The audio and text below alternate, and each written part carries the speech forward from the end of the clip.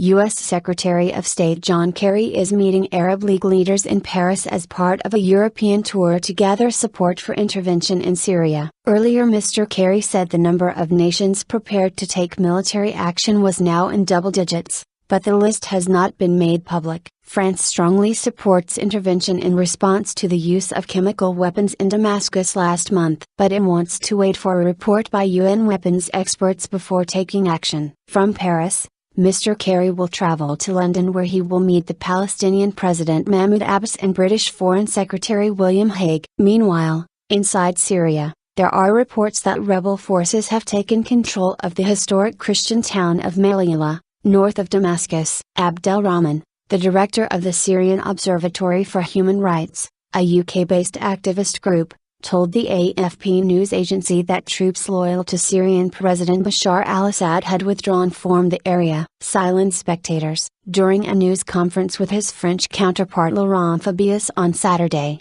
Mr. Kerry said the world could not be silent spectators to slaughter after Syria's alleged use of chemical weapons against its civilians. The U.S. accuses Mr. Assad's forces of killing 1,429 people in a sarin gas attack on 21 August. Repeating a phrase he used earlier in the week, Mr. Kerry said the international community was facing a Munich moment, a reference to the policy of appeasement that failed to stop Nazi Germany in the 1930s. We in the United States know, and our French partners know, that this is not the time to be silent spectators to slaughter, he said. He insisted there was growing support for Washington's call for intervention in Syria, saying, "There are a number of countries, in the double digits, who are prepared to take military action." This was more countries than could actually be used in the kind of military action being contemplated, Mr. Kerry added. But the EU also welcomed French President François Hollande's call to wait for the UN weapons inspector's report before taking any further action. Mr. Hollande said he expected the report to be ready by next weekend. Meanwhile, the BBC has learned that the UK government has sent chemical protection suits to some members of the opposition forces in Syria this week,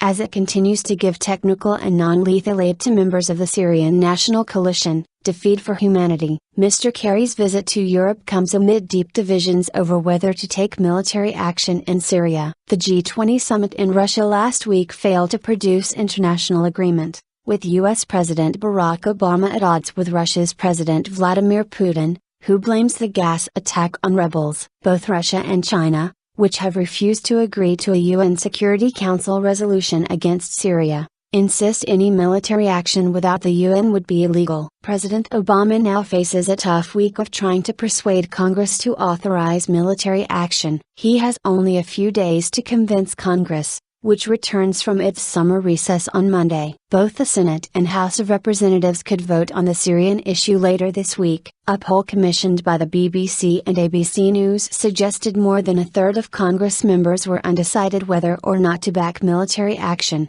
and a majority of those who had made a decision said they would vote against the president. Many remain concerned that military action could draw the U.S. into a prolonged war and spark broader hostilities in the region. Some 100,000 people have already been killed in the 2.5-year-old Syrian conflict, according to the UN.